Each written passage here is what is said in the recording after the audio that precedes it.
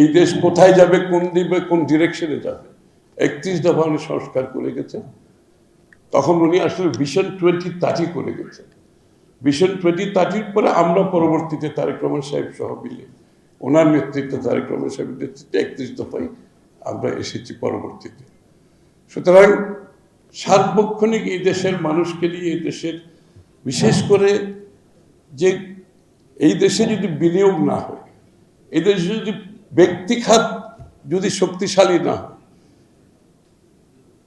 তাহলে যে অর্থনীতির কোনো ভবিষ্যৎ নাই, উন্নয়নের কোনো ভবিষ্যৎ নাই, এটা অনুধাবন করছে। এবং যে জন্য বড় বড় সংস্কারগুলো করে গেছেন ব্যক্তিঘাতকে প্রাধান্য দিয়ে।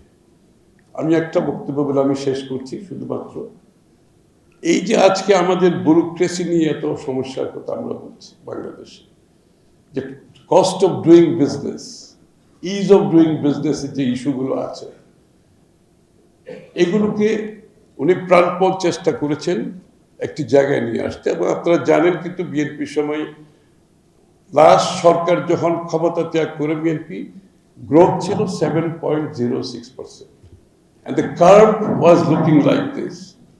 ওই ধারা অব্যাহত থাকলে maybe you should be growing at double digit today, হয়তো ওই ধারা অব্যাহত থাকে নাই, আমরা গর্তে পড়ে গেছি। এখন গর্ত থেকে আমাদেরকে উঠে আসতে হবে। আগামী দিনে আপনারা দোয়া করেন, আপনারা ক্যাপাসিটি বিল্ডিং করেন, অনেকগুলো সরকারি কর্মকাণ্ড যেগুলো আপনারা করতে পারবেন সেগুলো আমরা আপনাদের হাতে তুলে দেবো ইনশাল্লাহ আগামী দিনে। এই কথাটা আমি এই জন্য বললাম, আমরা যখন বলি সিরিয়াস ডিরেগুলেশন করব, আমি একটা এক্সাম্পল দিলাম, এই ধরনের ডিরেগুলেশন করা হবে যাতে করে is of doing business, cost of doing business একেবারে ইজি হয়ে যায়। আরেকটা বিষয়, যে physical contact with the bureaucracy আমরা কমিয়ে আনতে চাই। সরকারি অফিসে যাতে আপনাদের যেতে না হয়, অনলাইন রিয়েল টাইমে যাতে আপনারা সলভ করতে পারেন, এই কাজগুলো আমরা করতে চাই। বেগম জিয়ার চিন্তা, ধ্যান, ধারণা থেকে এই কথাগুলো আমি বলছি।